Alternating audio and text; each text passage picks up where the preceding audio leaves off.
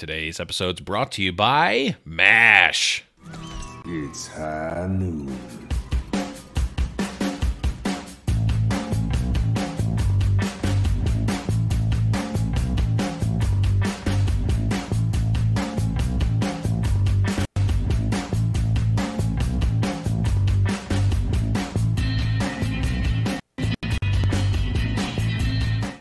Hello, everyone, and welcome to High Noon Podcast, the competitive Overwatch podcast. I'm your host, the Blevins. With me, as always, is Deathblow. What's up, buddy? Not too much, man. I'm just trying to stay awake.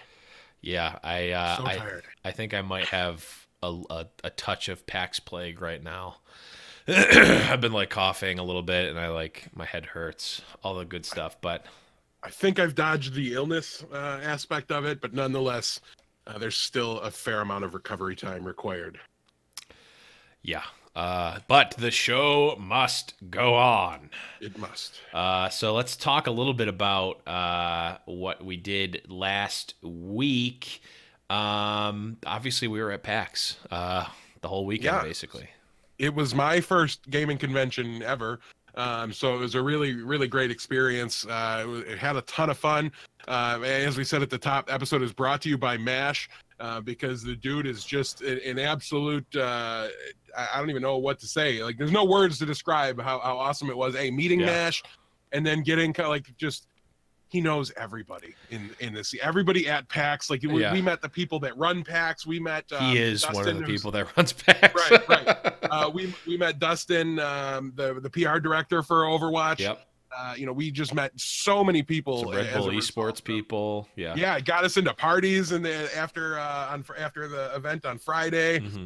Just so much fun and meeting him. Such a great guy. So MASH, if you're listening, big thank you, man. Cannot thank you enough for the experience this weekend. Literally, probably couldn't have afforded to do it without you. But also shout outs to Vixia, who we spent a good portion of the weekend with. A longtime friend of Blevins, a gaming friend that I understand you met for the first time this weekend as well. IRL, my first time meeting her as well. She was great, a lot of fun to hang out with. So hi Vixie, I know you're in chat, but I had to give you your shout out as well. Missed a couple other people. Like, I know Bellman was there. We didn't get a chance to meet up with him. He didn't see a duo of large bearded gentlemen. Yeah, he only if saw you missed us, individuals. it's definitely your fault because we are clearly the biggest people there. Oh, there are some big people at PAX for sure. There definitely are. But guys, if we're ever going to these things, like we're going to BlizzCon, anything like that, and you're there, message us on Discord. Like we do check our phones. We try to keep active on those things. Like, we will go out of our way to make sure we meet you wherever possible. If we can't, we can't, but we will do anything we can. So don't be afraid to message us, anything like that. We would love to meet you guys as many of you as we can when we're at these things. That's part of the point and part of the fun for us. So definitely don't be afraid to reach out to us. Really appreciate it. Yeah. And shout outs to Apex for not going because he doesn't like us. Rip. And also shout outs to Taco for not going because rip. But definitely had a fun PAX. We I think the most notable thing that we did was the women in esports panel, which was really great. It was a really great panel. I'm pretty sure it's probably recorded. If you Google it, you can probably find it. If I find a link, I'll throw it in the notes. But if you're wondering who's booing, and no spoilers, not why we were booing, but it was us.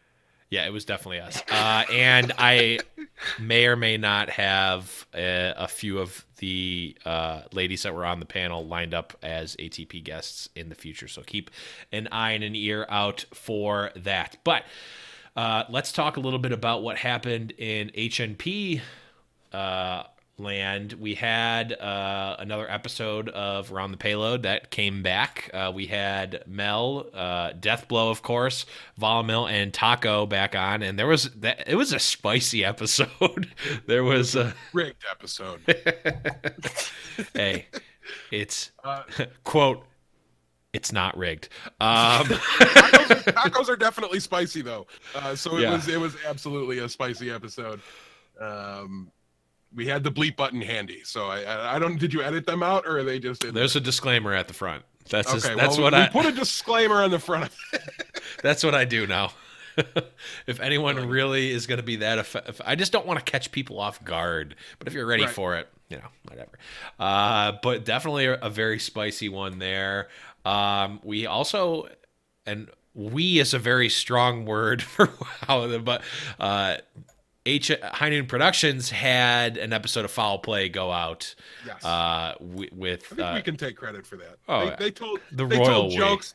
I think they made up a Lord bet in there just so A. Smith could have a title. Scum. Scum. He rigged the Lord bet so that he would have to be. Wow. I mean, as he said, the inmates were running the asylum, so they got to make the rules. I was going to say we let the kids drive the Camaro, and it came back smashed it came back with a custom paint job. We now have to say Lord A. Smith next episode. But shout outs to A. Smith and Blazing Bob there for taking over the helm and putting out an episode of Foul Play. Of course, that is on the its own podcast feed. Audio only, no YouTube, but it'll be back on YouTube next week. Yeah. And if you're hearing this now and you're like, man, I really want a YouTube version for some reason, even though you're like, I can put it on YouTube, it just won't have a video attached to it. That's fine. Yeah. I can do that. If people want it, I can do it. No Ever Upward episode last week, but there will be one. I'm recording it tomorrow. That should spoiler alert, they win a lot. What do you want to hear? Yeah.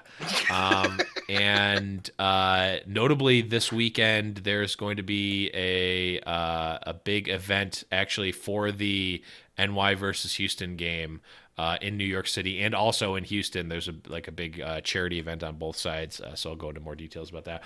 And last thing about PAX weekend is shout outs to Tucker Roberts and the people over at Philadelphia Fusion for living up to their side of the bet. I got a pair of the Philadelphia Fusion shoes because I won a bet with Tucker that was definitely not a fair bet. I mean, I bet New York over Philly. He didn't have to take the bet, but he was. What I thought was rude was that you offered to give him like $5. Whoa. I was going to buy a hat. I was going to buy a Fusion hat, and I was going to do a Fusion fan show. So, definitely worth at least, okay, $5 was about the right amount. But what I will say about these shoes is that we walked for, 20 hours over the weekend, and these bad boys kept me alive. So I guess shout outs to Nike. If you're looking for a pair of shoes that can keep, like these ones are, not a sponsor. Give us your money, Nike. You owe us now. But yeah, if you are going to buy Nike shoes, use the promo code HighNoon. There's no promo code. But let's move on to my favorite segment of the week. Overwatch Today, meme of the week. That, of course, is the meme of the week. And this one, it was the easiest meme of the week ever. It was the Snillo walkout. It wasn't even particularly close. So this is almost like a two-part meme. So we had it's actually almost like a three-part. So the first is the In and Out meme with a Noah Winston and bringing agilities to In and Out, and that it's kind of weird, right? The rainy night, recorded at a weird angle in a car video. Okay, whatever. I like that they give the insights in there. I won't talk too much smack about the video, but it became a meme. Weird was the venue. The venue was a little weird in the fact that it was like a rainy night, or maybe it wasn't rainy. I'm just imagining it to be rainy. But regardless, it's in a car. It's recorded in a car at night, one-on-one meeting, in a sense, a business meeting in a car, whatever, doesn't matter. Like I said, I don't want to talk too much smack about those videos because I think they're good. But so there's that video. And then after that, Tucker Roberts, the president of Philadelphia Fusion, makes a parody video with Snillo. In the same vein, for what it's worth, Tucker's impression and mannerism copying of Noah Winston was spot on. So the parody video comes out, and he's like, you really need to work on your walkouts. It's like I think the line there was you look or Shanghai looks happier than you do when you're walking out. So like top notch meme, like referential, self-referential, like in terms of Overwatch, like that meme in and of itself is meme of the week worthy. But then we get this spectacle. So, one thing that we will talk about later in the notes, because I forgot to write it down because it happened early in the week, was that EQO got suspended for, I think, 4 games. I don't remember. I think it was 3. 3 games. Got suspended for insensitive something. I don't know. I don't know what the actual line of it is, but it's kind of old news right now. EQO got suspended, so still starting. So Philadelphia Fusion are coming out like the normal walkout, and you got Fraggy, you got Carpe, Boombox, all those guys coming out, and then you just like the first 5 of the team come out, and then you see like a marching band come out, and you just hear bum bum ba ba bum ba da da da da dun dun da da da da da da da da da da. You hear the Rocky theme song, and then you see Snillo come out in the gray jumpsuit, like doing the Rocky. It's like perfection. Like literally could not be better. I absolutely love that the meme of the entrances is still intact. Like they really do need, like, you got to do something with that. Like I can't wait until there's like intro music and players get to like choose the music and stuff. Like I really want that to happen. Most notably though, Florida Mayhem now no longer have the strongest walkout game. Like Philadelphia, yeah, they're done doing it. That. So Florida, I'm just saying, your spot in the standings isn't great yet. So this is the one thing you had going. Sure, you look better and all this stuff. That's fine, but I need results and I need them now. And the walkout game is your fastest chance to like claim first place, right? Like you're not going to claim first place in the stage anywhere near as fast as you can claim it in the walkout game. I need him to get back up. Yeah. For what it's worth, they're not going to do that. They've said it publicly that they're not. Yeah. Although it might be the long con, because if we're not expecting it, the best time to do it would be when we're not expecting it, and then just come out and blow our minds. So I'm still holding out hope, but my gut says they're probably done doing. I'm more than holding out hope. I am expecting, and I'm close to demanding it. One more week without them, and I'm going to be up on my soapbox. I'm going to take it right out from Mr. X's feet, and I'm going to stand on it. And I'm gonna make them go back to the walkout game. Yep. Which they're not gonna listen to. They absolutely are not. But let's move on and talk about some news. So this is the one that everyone is talking about right now. We're just gonna give you the statement. We're gonna give you the facts as they have been stated by the organization. So Dreamcasper's contract has been terminated after allegations of sexual misconduct, and investigation is still active and pending. So Dreamcasper no longer a part of the Boston uprising.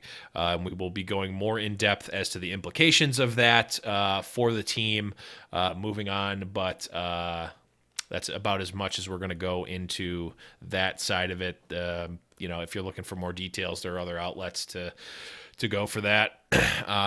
But we're going to focus more on the team implications and potentially some of the greater implications, but that not now, because it's still like right now is the meteor hit. We still don't know what's going to happen of it, so we're gonna withhold anything from there and just focus to the facts of the team. All we know about it is what you could find from a Google search, so we'll just let you guys Google search it because we can't get in trouble that way. We probably can't get in trouble anyway, but right. We can look bad depending. But we are going to leave it at that. Feel free to do your own research. There's been plenty of maybe not great, but there's been plenty of fact-filled and information-filled write-ups on it already. But in a much lighter piece of news, we have BlizzCon dates announced. Yes. Which is awesome. I'm still exhausted from the last convention, and I'm already planning the next one. I love it. Yeah, so November 2nd and 3rd for the official dates of BlizzCon, and it's also, although actually maybe I shouldn't. I mean, it's going to get out anyway. If I get in trouble for saying this, I don't care. The Con Before the Storm is officially announced as well. Or at least I think it's official. I was notified of the Con Before the Storm, which is not technically part of BlizzCon, but works alongside and before BlizzCon. That's the day before on November 1st. That's where you see your your podcaster panels for the most part. You see they have they do a lot of like meet and greets with different people. They do art stuff. They've got a whole bunch of stuff. Their Kickstarter, I think, is going to be going live soon, I'm assuming. But yeah, that's another one that we're definitely going to be at. So if you're going to BlizzCon and you want to experience the whole weekend, plan for November 1st, 2nd, and 3rd. Because there's going to be festivities on all of them. But yeah, we're 100% going, barring some sort of like fatal injury to one of the two of us, in which case the second one will certainly still go. I'm saying it now, if I die before BlizzCon, go in my stead. And I don't care what you say, I'm going, so you might as well say that I could go. I will. I was gonna say, if I die, I want you to not go in, but no. I was gonna say you might as well just tell me that I can go, because I'm going one way or the other. Actually, if I die before BlizzCon, not only can you go, I demand that you go, and then weekend at Bernie's me around the con. Done. Okay. Perfect. It is decided. Weekend at Bernie. Oh man, I'm doing that with you, whether you're dead or not. Yeah, I'm going to be just around. Yeah, I'm not going to let you move the entire time. I'm going to be a live person, pretending to be a dead person, pretending to be a live person. We got there. We definitely got there. But let's move on to the next segment here. It's tournament talk.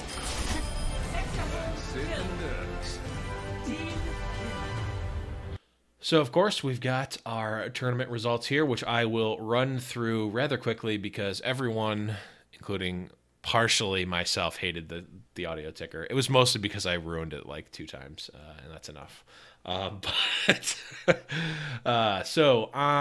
Starting on Wednesday, we saw Dallas Fuel beat Shanghai Dragons 3-1. LA Valiant in an upset victory here, 4-0 over the Seoul Dynasty. San Francisco Shock 3-1 over LA Gladiators, which from High Noon Pick'em stats was an upset. We had what I'm claiming as the famed 5-0 for NYXL over Florida Mayhem. Boston Uprising in a technically upset 3-2 win over Philadelphia Fusion. Houston Outlaws in a technically upset victory over the London Spitfire. Hold on. The Outlaws are coming. We're just not going very far. No. One more of that match. Yeah. But they did win 3-2 versus London Spitfire. Again, technically an upset based on the High Noon Pick'em stats, but well, Deathblade, you kind of went over the maps and how it really was much closer than people were saying. Friday, we had LA Gladiators beat Dallas Fuel 3-1. Los Angeles Valiant continue their domination for the week, 4-0 over Shanghai Dragons. Seoul coming back 4-0 over San Francisco Shock. Then on Saturday, we had Fusion beat Mayhem 3-1. Boston Uprising 4-0 over the Houston Outlaws. Ooh. And then NYXL in what I would consider a surprising 4-0 over London Spitfire. Not surprising win, but surprising 4-0 over London Spitfire. So, can we just real fast? Can we just get a quick round of applause for my Pick'em week? Because I killed it this week. It was a good one. No, okay, just me. That's fine. I don't have an applause. You've got hands though, Blevins, but I understand. All I'll say is that I'm literally 100 points out of first place. So if anyone should be getting applauded here, it's definitely me. I feel like I jumped the most. I don't know. I did a lot of. What's that? Yes, this is what the front page looks like. I don't know what I don't know what those other pages look like. This is what peak Pick'em performance looks like. This is what peak Pick'em performance looks like. I'm up here throwing tridents down at you. Okay, enough of that. But we only have a couple of topics here about this week's matches. Obviously, we were at PAX, so we didn't get to have as much of a deep dive into the matches as we normally would. Yeah. But there is definitely a few things to talk about, and I mean the first one came right at the beginning of the week after Valiant 4-0s against Soul Dynasty, which maybe we'd be having a conversation about Valiant here under normal circumstances. But what's a weren't well, yeah, weren't normal why is circumstances. why is Jae Hong still not playing sometimes? Like what? Who needs a Fleta? Oh, no, I think Fleta played most of those matches. Maybe Yeah, not. they But benched. Jae Hong didn't. I can't remember if They it was benched 3 Jae players Hong they and benched Toby. that. Yeah. Yeah, both their support core came out for Guido and Gambler. They got wrecked pretty hard. And the topic of conversation here, we might as well just move right into that, is what's going on with the Soul coaching staff. And we had kind of even in the pre-show, we were kind of talking about the topic just to flesh out our arguments a bit. It's just a weird scenario. And I've been telling the joke, like, well, they've got 2 stages now where they've learned decidedly that throwing in the 5th stage isn't going to get them into the playoffs. In the 5th week, yeah. So they're trying something a little different. I mean, they know from Houston that, throwing for the first 4 weeks of the stage doesn't work. So they're going to try just throwing week 1 of the stage and see what happens. Zumba was also benched, according to A. Smith. Yeah. Yeah, so it was just a real thunker, to be perfectly honest with you. I don't really know why they did that. I can't say for sure if it was just like they looked at all the roster changes that the Valiant made and thought they were just going to be a completely different team or what have you. But they did not give the proper respect that they needed to give to the opponent, and they paid for it in a big way. And so the question is, for you, Blevins, that I have is the coaching staff for the Soul Dynasty their biggest weakness right now? Like, are they going to be the Achilles heel for this team, or will they get it figured out by the end of the season? Well, I think they are going to get it figured out by the end of the season. And we talked a little bit. I was trying to think of like what could there possibly be for a defense for what Soul is doing right now. And I think I came to one that at least logically can stand its ground. So obviously stage playoffs, like throwing, that's never a good idea. Like they say every week, every map counts. So, or every map matters, which is actually true. So throwing 4-0 to LA Valiant in week 1 is definitely not where you want to be for the stage playoffs. So it just makes me think they just don't care about the stage playoffs. They haven't made the stage playoffs yet. And right now, I mean, after 1 week, they're sitting in 5th place, but I mean, they very easily could be in 3rd, potentially if they beat LA Valiant. But so they're not worrying about the stage playoffs here.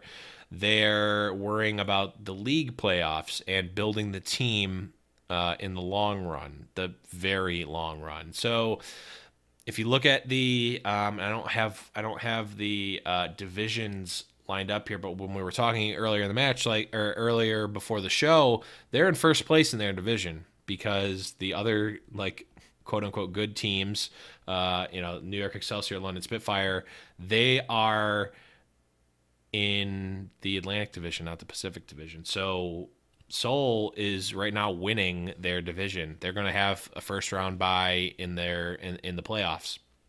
So they have a little bit of wiggle room here to try out some new lineups, to see if players are really going to work out, to see like where they can fit them in. That's the only thing I can think of that would make any sort of sense of like, oh, why don't you play Jae Hong? Unless he's like, oh, well, my toe hurts or something, like something stupid. Like, from a strategy standpoint, that's the only thing I can really think to like, oh, let's just not play our star players. Yeah, the burnout prevention is definitely a strategy. I just think there's a way to be intelligent about it, and I don't think that's what we're seeing, right? Like, Dallas and Shanghai are on the schedules for these guys, right? Like, yeah, you know what I mean? Like, there's opponents that are easier to play against that you can maybe afford to get away with it and still get some wins. And I just don't know that that's what's happening. And it's kidding yourself if you sit here and look at the standings. It is 2 games that separates the London Spitfire in 2nd place from being in 7th place and not making the playoffs. It's 2 games right now. Like, you can't be playing around with this. It's crazy to me that they're even considering playing around with it. I don't like it.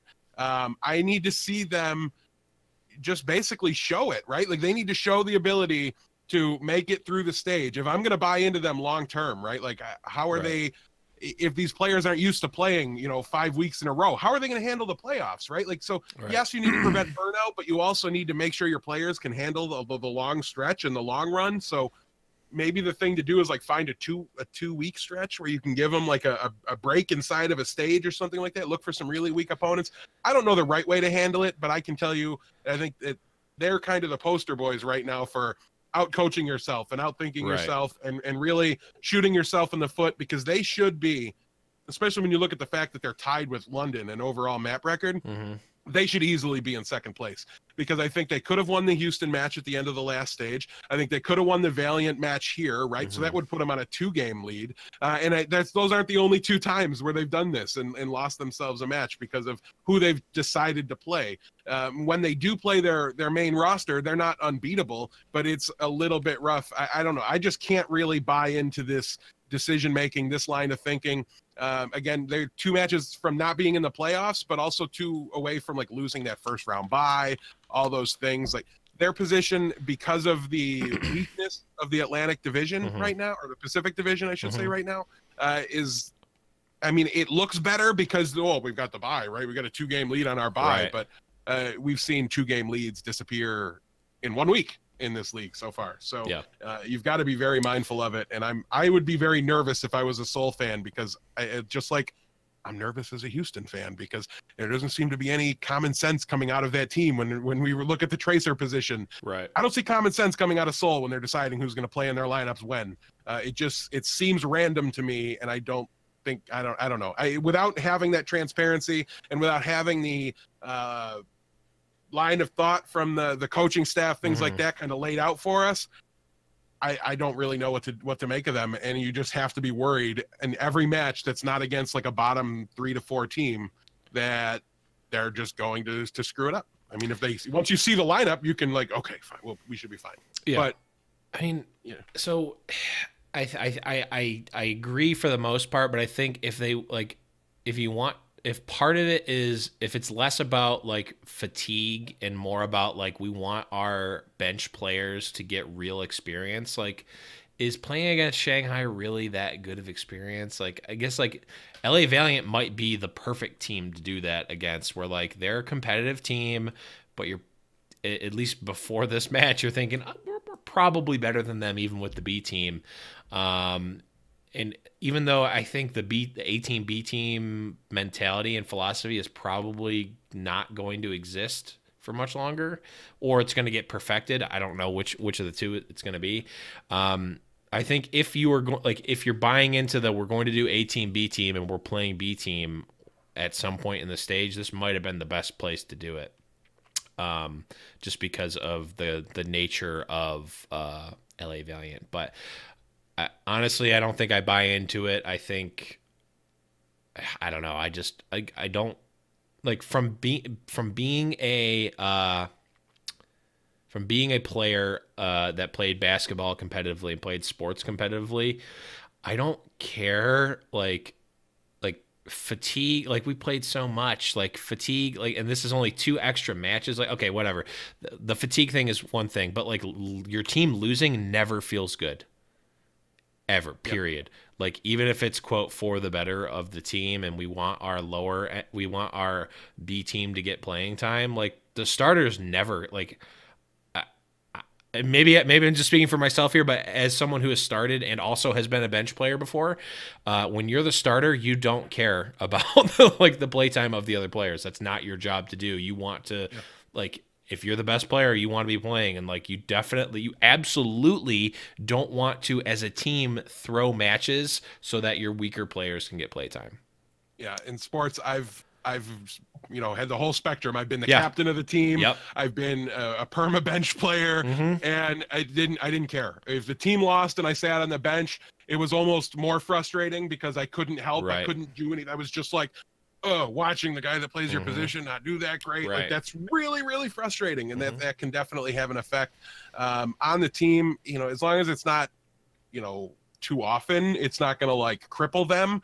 But at the end of the day, just with my not being able to wrap my head around the decision, like, I don't think the Valiant are a team you can take lightly, even though we're blowing up and resetting and doing all those things. Like they still had enough core pieces around that they weren't going to be, I don't think, drastically. I expected a bit of a downturn while they kind of got acclimated, but I didn't expect them to just get like beaten up and dumpstered by people. I just expected them to lose some close matches that maybe they would have had a chance to win otherwise. Just be a little inconsistent.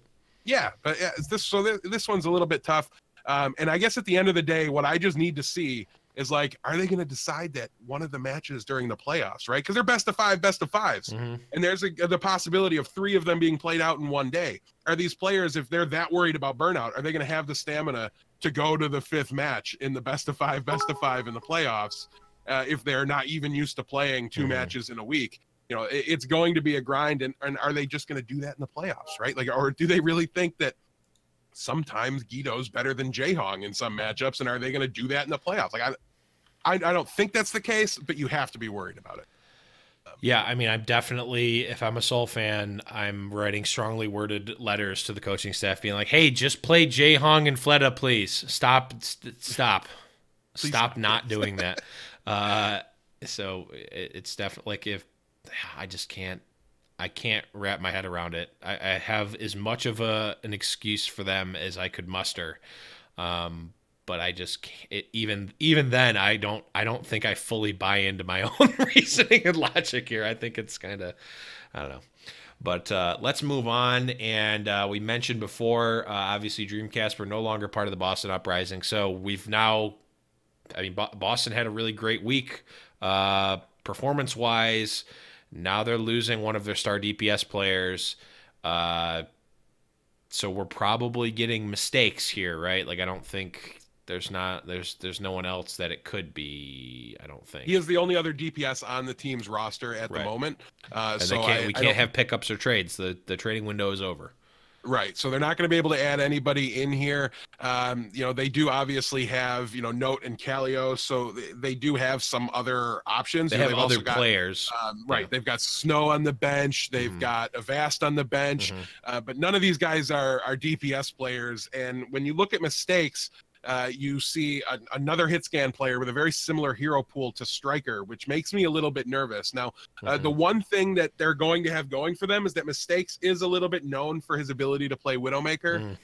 After watching Dreamcasper play so far this season, I question whether or not it's going to be the same level of Widowmaker. Well, the good news is that they don't have a choice. So it's right. So he's like they're choosing to have a worse Widowmaker. They just have to. Right. They're definitely kind of forced into it. But I mean, this is your dive team in the Overwatch League, right? This is the team that almost can't do anything else. Right. And they haven't had to do anything else yet, so it's been fine. But who's going to play Genji on this team? Because I don't see it. It's going to have to be who's going to play right. There's no projectile player here right now, so maybe one of the support players has them in his pool or something like that that's on the bench. But I think that's going to be a big problem for them. We could see Kalios potentially. I don't know what. I mean, he plays Zarya. That's kind of like projectile, so maybe he's got some of those DPS skills. I mean, I think without a doubt we can say that it's going to be a downgrade, at the very least initially, from Dreamcasper. The one thing, if I'm Boston though, I'm leaning very much on preferably like a Sombra Tracer composition, kind of like what we saw San Francisco trying, at least in their first match. I didn't get to see their second one. But so, maybe they can lean that direction and get the most out of what they have. But at the end of the day, maybe the best bet is like, okay, Mistakes, you're a Genji main now. Like just have to learn it because we need it. So that's really going to be very interesting to see. Hopefully for Boston fans who didn't sign up for the, you know what I mean? Like didn't sign up for anything that's going on with this team right now. And, it's hard to say. I do feel bad for you guys a little bit. I'm known for disliking Boston, and I'm trying to walk the line of like continuing to do it. But obviously, like the whole situation, it's just a bad situation for literally everyone. It's bad for the team, the city, the league, like across the board. There's no good coming from this. Yeah. So for the sake of the league moving on and as few people like so few people did anything wrong here, right? One person did something wrong. Yeah. And all these people need to pay for it. So at least for the sake of like the league moving forward and the fans not feeling slighted and things like that, like I just want it to kind of work out and for them to still be a competitive team. But I do worry about, is this going to be enough to keep them in the playoff race conversation? Right. They didn't have the super deep bench to kind of recover from this. If there's an injury to a DPS player, or if there's something, you know, something else silly that goes on that keeps them out of game or something like that, you never know. It could really, really get bad fast for Boston. And right. I mean, luckily for them, so right now they're currently in the league standings. They're in 4th place, and I guess they're technically one full game out of being out of the playoffs, but they're multiple games out of being like off of the cusp. So they've got a little bit of wiggle room if they can get mistakes up to snuff, or Kalios or whoever ends up being that second DPS, or if they can, you know, move their pieces around and get them up to a level that was somewhat close to where they were before. I mean, they're not out of it for sure. So Boston fans obviously are going through a lot right now, but I don't think the door is closed quite yet for the season. No, but the race is so close, because when you look at that one game, you know, and they could just be out of the playoffs in the standings now. It doesn't even include LA, who looks so significant. Like, they're still rebounding from the bad stage right. 1 and playing better. So San Francisco, I thought, played better this week than I thought they would initially out of the gate with their unlocked, you know, with Super still waiting on Choi Hyo Bin. But it could potentially get really bad for Boston quick. But as long as they keep it to, like, you know, maybe there's only the next 2 games are losses or something like that. Not even that they're out of the games that are on their schedule, but assuming it does go bad early, you know, they do have, like you said, a little time to recover. Hopefully they're able to keep it together. Got to be very distracting for them, though. So I don't even want to imagine. No. But let's move on, and we will, of course, let's break it. be breaking it down, and we've got some matches to talk about for this week. Starting on Wednesday, we've got Shanghai Dragons versus LA Gladiators. We've both got Gladiators winning here. I've got my Cowards 3-0, and I'm just gonna put this out here now, because I'm doing almost exclusively 3-0s, and we've talked about the strategy behind it before. But I'm in actual second place, so I'm playing as conservatively as possible right now. So there's your Cowards 3-0, and then there's the extra cowardly version of it that the Blevins is going to be doing. I'm super cowarding right now because I want to be first, even though I don't care that much. You'll never catch Thon. I'm 100 points away. He's just baiting the hook. He's just dangling the carrot. Thon has the exclusive ability. And no one else has this anymore. Now that he or she is the only person ahead of me, they literally can just mirror my picks from here on out, and I publicize them, and I can literally never catch them. So do it, Thon. Wait, crap. Why did I just say that out loud? Nobody knows. Nobody knows. Do it, Thon. I believe in you. So I've got Shanghai winning this one. No, we've both got Gladiators winning here. Before and not be joking. So you never know. That's true. We both got Gladiators winning here. Anything to say about this match?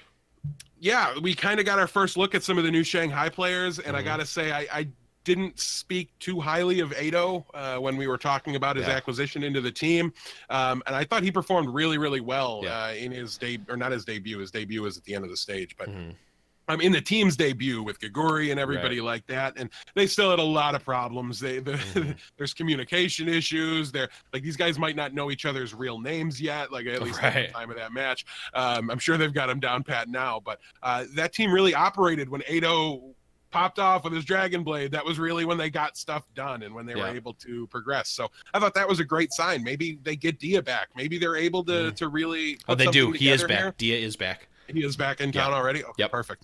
I knew he was like close and trying to get in for the last one, but didn't make it. So maybe with Dia back, I mean, not in this matchup, but you know, maybe later in the stage, somebody slumping, something like that. I do feel more confident, you know, even though this one was kind of their last best chance, a lot of people wanted to call it, to kind of pick up that win. But I thought we saw enough from that DPS role that maybe if you get, you know, some of the PogChamp plays of Dio one week that we saw in the preseason, combined with some of the nice plays from Ado, Giguri and Fearless are able to stabilize the tank line. I think Shanghai has a chance to at least be more competitive than they've been recently. I was really kind of happy with the performance, even though they were kind of ugly losses on the scoreboard. Yeah, I thought the team had moments and times, and maybe once they sync up a little bit, we'll have an opportunity to get that win, and I'm hoping for Shanghai's sake they do it. Yeah, so a couple of things. We're still both of the philosophy of like, don't try to predict the lightning strike. Wait for the lightning to strike and then base it off of that. So we're not advising anyone pick Shanghai for any win for the rest of the basically season until we see it happen. So keep that in mind. Thank you for everybody that picked it last week, because it was part of my great pick'em week that moved me up a bunch of spots. I think it's definitely secured my number 2 spot as well. The other thing is, if you think about how a game of Overwatch works, and you also think about how that live environment is, it would only take an early map win and a couple of good moments to really, I mean, the crowd is automatically going to be on Shanghai's side. They get cheered more than anyone else, and with a more ferocity than anyone else. So, I mean, I know maybe it doesn't have a huge effect on people and players while they're playing, but I would doubt that it's a zero effect. So, I mean, they get an early map win. They can get maybe they get a first map win. Everybody is going to be cheering for them and rooting for them. The crowd is going to be on their side, and maybe they can get a couple of PogChamp moments, like you said, ride that wave of the crowd and the momentum. Whenever they win the first map, because it's going to happen at some point, whether they win the match or whatever, they're going to win the first map on one of these things. You think that other team's not going to be nervous? Like, we already know some teams and players have said, yeah, there's a little extra pressure when you play against Shanghai, because nobody wants to be that team that drops it to them or anything like that. And, so when that happens, that could really be a domino effect that really kind of sets it off, because the teams will get nervous. They might try to overcompensate, do something they shouldn't do, and it'll catch up to them. One story here from me is when I was in Little League baseball. My team was the best team in the league. We eventually went on to win the championship that year. We had one loss in the regular season. We had one loss in the entire season, and that was to the dead last team in the league. And it's one of those things where, like, you take a team lightly, you lose. I mean, we've seen Seoul do that. We've seen a lot of teams do that, where they play their B team, or they don't try, or they like take it for granted. Like that coupled with Shanghai literally never has anything to lose. They can't ever get worse than they already are. They can play loosey-goosey, and we've talked about this before. Like, all these things, only a couple of these boxes need to get checked in order for a Shanghai win to potentially happen. So I don't think it's out of the realm. I just don't advise anyone picking it until it actually happens. It's just for your own pick'em's sake. And remember all this for the weeks to come, so that we don't have to devote this much time to Shanghai matchups until they win. I just like to have something to talk about for every match instead of literally falling asleep when I say Shanghai Dragon. So let's move on. We've got San Francisco Shock versus LA Valiant. We're both cowardly picking Valiant 3-0 here. Fans 76% for Valiant. What's the scoop on this one? Sure. So the Valiant, I believe they went 1-1 on the week last week. They went the full 8-0. Oh yeah, because they had Shanghai as the second one. That's right. And Seoul, who really didn't put their best foot forward. They threw. I'm not all in that the Valiant still don't need a minute to kind of get things together. Right. I think that having that week and like it being so rewarded by it, you know what I mean? Like getting the 8 map wins there, I think is obviously very, very big for them. It'll be big for their morale. I do expect them to get the win here. But San Francisco looked better than I thought too, right? Like they didn't even use Architect. So they've still got another piece that can potentially make them a little better in certain spots. I don't think we'll have Choi Hyo Bin here yet or anything like that. So Nevik's still doing okay and a good job on the off-tank role, gives them a very real chance to sneak a map win here. But at the end of the day, this is, I mean, it's not like Shanghai. Like, we've seen them win. We've seen them win upsets before. But I don't know that, given what Seoul did last week and the fact that they played against Shanghai, I'm not sure that really sells me on them being good enough to really bury San Francisco here. So yeah, I mean, I would almost call this a flip, but 76 is not super high, at least in this Pick'em's meta. And I mean, I think 76% in favor of Valiant is about right. I think that's, I mean, you could flip it if you're feeling really spicy with if you're with page new, 3 and really if you're page 3 in here, flip it, but I'm not calling it a flip of the week. But it's definitely a flip candidate, I guess we'll call it. Moving on, we've got Seoul Dynasty versus Dallas Fuel. We're both picking Seoul 3-0 here. I mean, really, if I could see the lineup that they were going to run, I'd go 4-0 or 3-1 or 1-3, like, depending on the lineup they show. But even so, I think B team Seoul is still beating Dallas here. 98% of fans are picking Seoul. Any hope for Dallas here? Is OGE in? I don't think so. So I don't think so either. I'm gonna hit with a no. Yeah, until we get definitive word that he's there and starting, you have to assume he's not. And just at the end of the day, I mean, I wanted to buy into, they went to 5 against New York not too long ago. I wanted to buy into all that, and we just didn't get to see it. Like, they kind of reverted a little bit. Now they reset again in a way. A little bit, yeah. I mean, they did have a phenomenal Apparently, match from OGE effect. is in. Oh, he is in. Okay, great. And then that's their hope, right? Is there some form of poor decision making or something like that from Seoul? Do they try to bring in some backups? That gives them their opportunity. But at the end of the day, you're going to need effect to do what he did against the Shanghai Dragons. Oh my God, in order to win this one. Yeah, he was brutal. He went Super Saiyan, to say the least. Yeah, I mean, even if Seoul brings in B team and if OGE is in, like, Dallas is still starting from scratch, right? Like, how many of their, like, we're seeing almost like if this were, the 5th week of OGE being in, and they've got a couple of W's and some like returning to form maybe, but like, we don't know how that, like, they're allegedly building the team around OGE, or like maybe he's a shot caller or whatever, but like only one other player speaks Korean. So I don't know.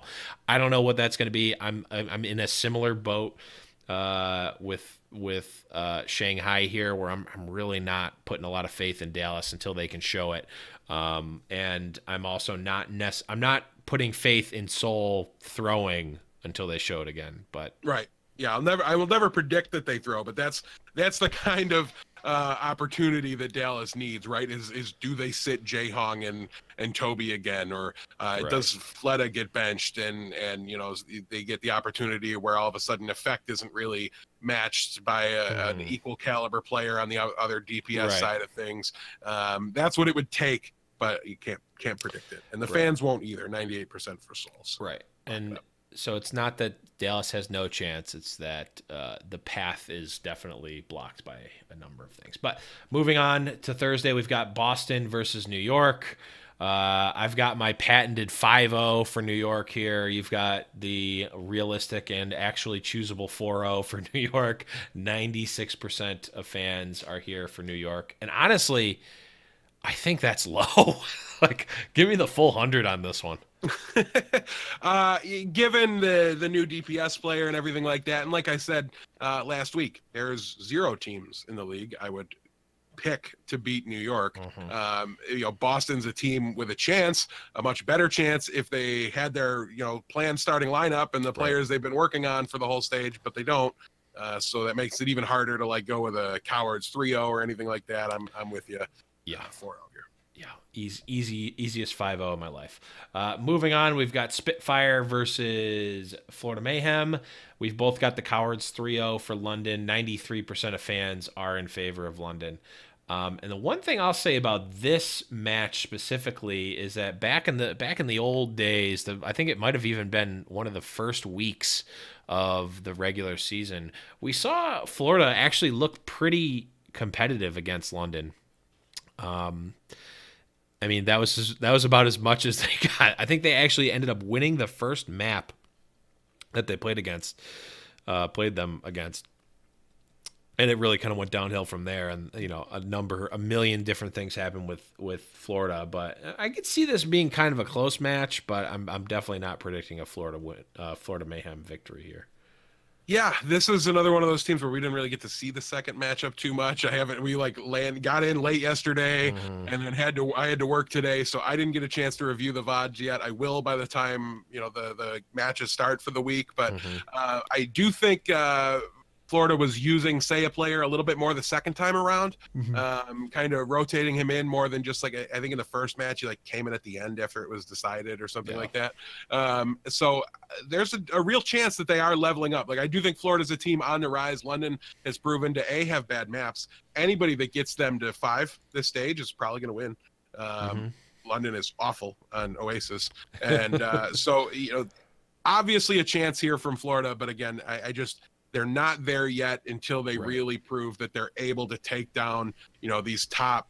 You kind of got to think of London more like a top 5 team instead of a top 2 team, even though they're in second place, because they're tied. It's right there. They're one game out of 5th place, even though they're in second. So it's definitely possible. London can lose to anybody, and especially with Oasis as the tiebreak. But you're just not. I'm not betting on Florida yet. I'm betting on them being better and continuing to improve, but not necessarily get this win. Yeah, I can't call this one a flip either. It's just too. 93 is a high number, but it's probably close to right. And also you're not going to get burned. And London needs it. They 0-2'd the first week of the stage. They need it.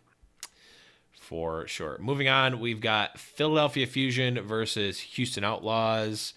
You've got Houston here 3-1. I've got Philly with the Cowards 3-0.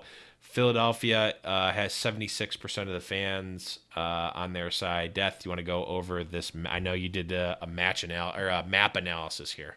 Yeah, I think this one's really close. So when I think it's really close, I'm going to dive in, look at the maps, and give them to you guys. So it's going to start out on Volskaya. This one is kind of close, but an edge to the Houston Outlaws here. They're 3-3 on the map. Philly is 2-5. So there is a little bit less confidence on my end that they're going to be able to get that win. And notably, a lot of these Volskaya matchups were with Clockwork in the lineup for Houston, and I don't think we'll be seeing him. So I think that gives them a little better of an advantage. So I'm going to give Volskaya to Houston. When we look at Numbani, we're looking at a 2-4 record for Philly and a 4-2 record for Houston. So stats tell you can put the notch in Houston's column there. Also, you have Ilios. That one is 4-5 for Philly and 4-6 for Houston. Kind of a push, but I'll give it to flip the coin. I will give that one to Philly there. It is a little bit of an advantage, so we can give them that map. Then we look at Junkertown.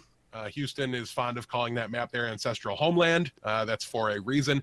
Even when they were just playing awfully against Boston last week, they still went to the dying seconds, and with 30 seconds left on the clock, it really looked like Houston was going to pull out the win with a 0.2 hold. It just didn't happen. So I do think we can consider that one in their favor. And if one of those gets flipped and goes the opposite direction and it gets forced to 5, we're looking on Oasis at Philly 2-4, Houston at 4-2. So I think there's enough maps here that lean Houston's way that I'm going to call this one for Houston. And also worth noting, I'm not making excuses for them, but we know what Houston did with their time off, and it wasn't scrim. They were in Houston, or they were in Texas doing a tour, meeting all their fans. Super important, great thing for the team to do. Then they sent 2 of their starting lineup players to New York to appear on the Today Show. Lost another couple scrim days there. I think they said it was 2 just for the New York trip, where they were just using subs and just trying to get some form of strategy. But your flex support and your starting DPS player are hard to plan without.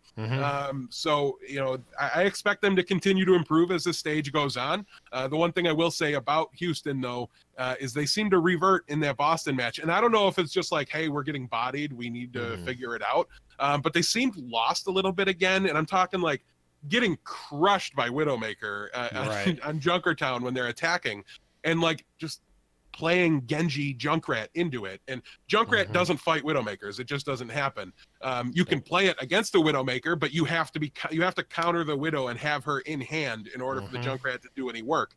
The Genji wasn't getting it done for Linkser in that matchup. Dreamcasper was just too on fire. He played out of his mind in that matchup.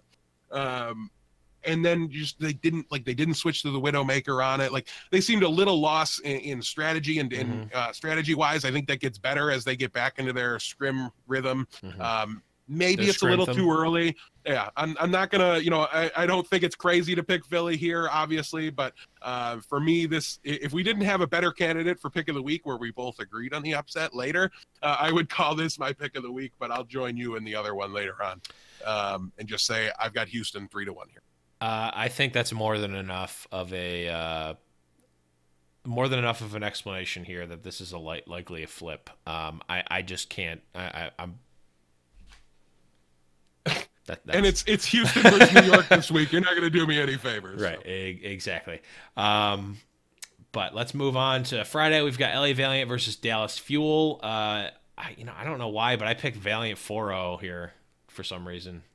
I must have. And you've got the Cowards 3-0 for Valiant. 97% of the fans have LA Valiant here. Anything else to add on this one? This is interesting because it's two teams kind of rebuilding, right? And I didn't talk about Space in the last one, so I might as well talk about him here. I thought he looked good this week, but I'll say that, it's just so hard to know what they have here, and it's hard to know how he's meshing in. Mechanically speaking, he was never a concern, right? It's synergy, it's working with the main tank the same level that Envy did. So how does he pair with Fate? I don't know that this is really going to be that example, but I'll say this: if San Francisco takes down the Valiant earlier in the week, this one suddenly does kind of have some flip potential. Yeah. I still wouldn't do it myself, but I'm not like on page 2 anymore. I'm not really looking to climb super bad, but there's some outside flip potential here if the Valiant stumble against San Francisco. Right. I mean, I think even without, this is potentially a flip here, just because 97% in favor of LA Valiant against any non-Shanghai Dragons team, that's too high. This is a good flip if you're looking for one. Not calling it the flip of the week, but I think it is definitely a good one. Moving on, we've got San Francisco Shock versus Shanghai Dragons. We both got San Francisco taking it here. San Francisco 94% in favor. I don't think nothing more can be said that we haven't already said about Shanghai and picking them and not picking them, and San Francisco, all that. We've covered everything on this. Your Cowards 3-0 is smarter, but I'm going to call this one 4-0. Yeah. I did like what I saw from San Francisco. I think they're going to get significantly better than they were in the past 2 stages quickly. And I obviously don't expect Shanghai to really challenge that or slow that down. So. Next up, we've got Seoul Dynasty versus LA Gladiators. We've both got the Cowards 3-0 here for Seoul. Only 71% in favor of Seoul here over the Gladiators. Now, that is a number that if you showed that to me anytime during stage 1, I'd be like, man, we've got some weird stuff coming this season. But I don't disagree with it necessarily. I honestly, I don't think I can, in good, again, like we said before, like you don't want to predict that Seoul is going to throw. And I don't think that A-Team Seoul is losing to LA Gladiators, at least not in anything other than a 3-2 potentially. Yeah, I won't even be surprised if the Gladiators do win this one, because when you look at what Seoul's been able to do, this stage and the end of last stage and really just for a little while, like I thought Miro dropped off at the end of last stage a little bit, hasn't quite been as good as he was in the beginning play all the time of that stage. Right. And Fleta, where are you at, man? You were the preseason MVP, you were everybody, you've still been good. We want great from you. Like we expected great from you. And I think Seoul needs great from you. I haven't been seeing that. The Gladiators are streaky. put Silk Thread away. I don't think hydration like played this week. At least my fantasy points tell me he didn't. I don't know. Put Silk Thread away, please. Like it doesn't stop it. Just go back to what you were doing that was working. Don't rock the boat so much here. Like give the guy time. If you want to use him, give him time to get used to the team, get used to rotate him in scrims. Right, but how are you sitting hydration on a projectile hero? He's been among the best projectile heroes in the league so far. Yep. Even if he one tricks Doomfist in comp when he's streaming, like he doesn't do that in the league game. So play him. I wish he did. It he does awesome. sometimes. He plays them by far more than anybody else, but just not not quite like he did. At least whenever I see a pro streaming and he's in the game or on the other team or whatever. Yeah, Gladiators have a very serious chance at this one, but with them doing what I asked them not to last week, it's really hard to pick them to win. Yeah, for sure. Could potentially be a flip though. 71%. I don't know. Moving on. Last day, Saturday, we've got London Spitfire versus Philly Fusion, and this one right here is going to be our flip of the week. We've both got Philly here, 3-2. Fans have London 68% death. You did the map analysis here. Talk to me about it. Fans, here's why you're wrong. We have only 68%, by the way. Yeah, it's not a crazy differential here. It's our second closest to a 50-50 this week. So for what it's worth. Yeah, you're picking from the standings though. You're not picking from the map pool and breaking it down here. Because I do think this one looks a little bit more on the decided side. And again, anybody that takes the London Spitfire to 5 is probably going to win. But when we look at the maps, we've got Anubis. Philly is 4-1. London is 4-4. So it's a Philly map, and London is shaky on it. It's same number of wins, but the win percentage is very different. So advantage Philadelphia there. Blizzard World. I can't believe we have a decisive outcome here. We're looking at the past results on Blizzard World. It's such a small sample size. Yeah. They've lost it twice. Sure. Philly played it once and won it once. It's a soft advantage, but it's an advantage to Philly here. Sure. Let's look at Ilios. We've got a 4-5 record for Philadelphia. We've got a 5-3 record for London. So London, there's your map. And then when we look at Junkertown, London 5-2, Philly is 2-3. That pushes it to 2-2. But we go to Oasis. London's not going to be able to get the reverse sweep. We've got a 2-4 map record for Philly. Admittedly, not good. Right, but better London, than London is 1-6. So it's been a rough go on Oasis for the London Spitfire. So I've got this one going to 5 because of the map that is the fifth map. That's why I'm going Philly Fusion 3-2. Yeah, I mean, this one I think is a good time to bring in the everyone's favorite, everyone's second favorite co-host here, and that's the almighty Coin, because I think this one wants to be decided. We'll go heads for Philly, tails for London, and the Coin speaketh for the Philadelphia Fusion. So the Coin is also, all three hosts are picking Philly here. So this is Phelan Coin. It's the Phelan Coin. It's the Phelan Coin. Yeah, it's the third host. It's the Phelan. Yep, it's the Phelan Coin. Love it. The almighty Phelan Coin is also picking Philly. This is by far and away our pick of the week here, or our and that flip coin of the flip week. Is easily the most scientific thing about that pick from us. So from me, at least. Let's move on. We've got NYXL versus Houston Outlaws. So technically rivalry week this week, right? You want to start throwing some rivalries require close matches. I know. I almost wish that it was closer. I think honestly, if there's one, I just feel bad. If there's one downside to Houston not being in second place anymore, it's we lose a little bit of the fun in these weeks. It's a 5-0. It's a 5-0. Since that's not possible, I'll go with the 4-0 for New York. No Junkertown, so no maps here for Houston. That's the end of the analysis. Surprisingly enough, only 94% of fans picked NY here. A lot of people really like Houston. Is all. Yeah, I mean, if that, hey, I was talking about it in the pre-show. I don't need to make these pick'ems so that I win. I can pick them for whatever reason I want. But if you want to win, go change off of Houston, because it's not going to happen. And the last, there's a small chance, like it's a puncher's chance, but nothing you want to be betting. It's not impossible. But again, if you want to win, don't. If you want to win, don't pick Houston. No, that's too much of a stretch. Let's move on. The last match we've got for the week, we got Florida Mayhem versus Boston Uprising. Did I pick this? Yeah, I did. We both. Oh, right. Okay. I'm forgetting everything here. We've both got Florida here 3-0. 67% of the fans have Boston. I know my reasoning here was twofold. Obviously, Florida has been looking better. I think that they have they had a puncher's chance against Boston regardless.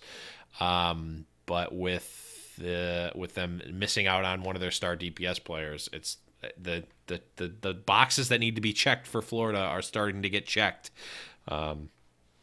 So any additional thoughts here? A team on the rise versus a team potentially in turmoil. I mean, it kind of writes itself. I can't imagine being a Boston player and trying to keep your train of thought, like, going here. There's going to be weird activity around them, as a result of the issue with Dream. So it's going to be hard for them to focus. And like I said, Florida's on the rise. Maybe I'm picking a little bit with my heart here because I didn't look at the maps or anything like that, because I think enough has changed with adding new players for Florida, Boston losing players, that we kind of have to throw the stats out a little bit. But exactly. it is a cowardly like a different 3-0. It is a cowardly 3-0 for Florida here. Yeah.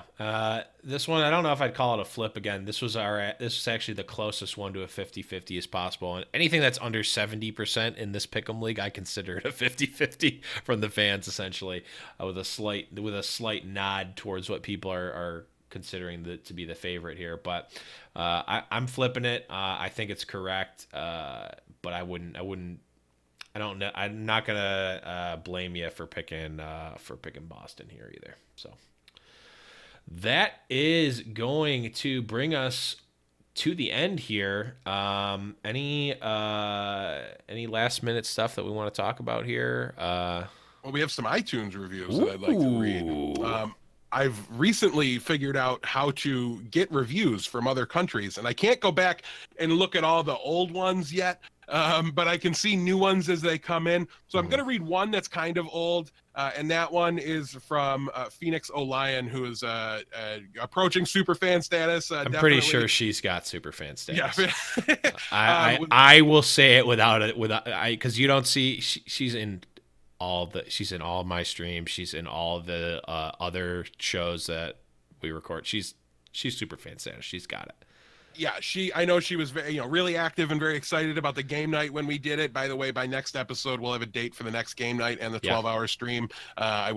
We will decide it in the pre-show if we have to, or live on the air. We will pick a day if we have to, if we forget, because we owe that to you guys. We don't want to miss it.